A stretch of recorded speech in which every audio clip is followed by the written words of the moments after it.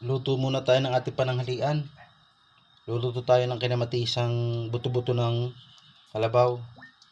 Lagay muna tayo ng mantika,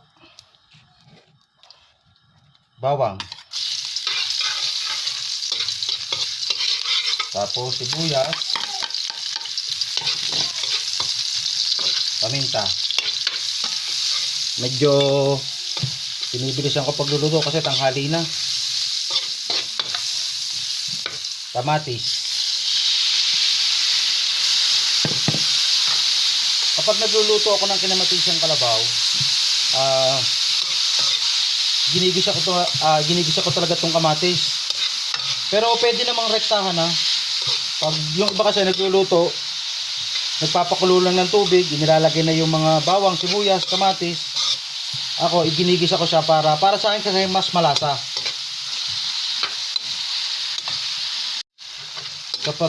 Kapag nagmelt na yung kamatis o naligis na natin, pagka ganito na yung itsura niya, isusunod natin itong buto-buto ng karneng kalabaw. Igigisa rin natin siya saglit bago natin hulugan ng pinaglagaan. Ito yung stock ng buto-buto ng kalabaw.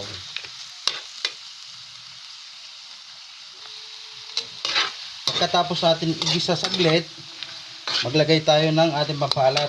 Ang inilalagay ko dito kalimitan ay patis. Tansyahan lang to.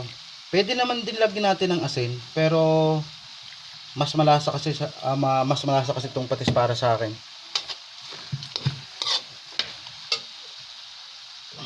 Ilagay natin itong pinagpalambutan natin ng karne ng kalabaw.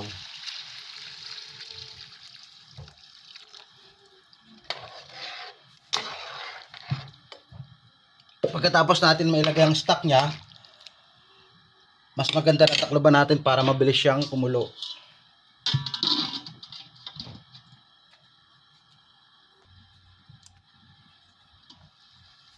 Yan, sumusulok na yung ating kinamatisang karne ng kalabaw. Lagyan natin siya ng konting asin para tumama na yung lasa. Tapos ang ating gagawin pampalasa, itong beef cubes. Hintayin natin silang matunaw. Okay na yung lasa niya, isusunod naman natin itong gulay na upo.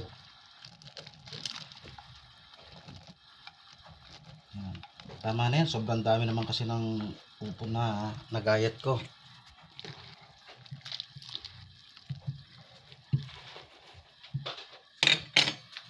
Isabay na rin natin itong chilling green para magbigay ng aroma at kakaibang lasa.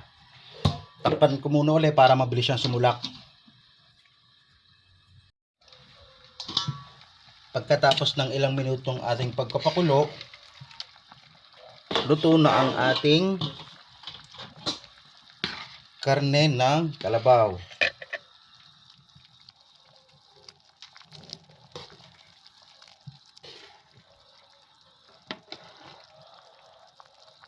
Pwede na tayong kumain.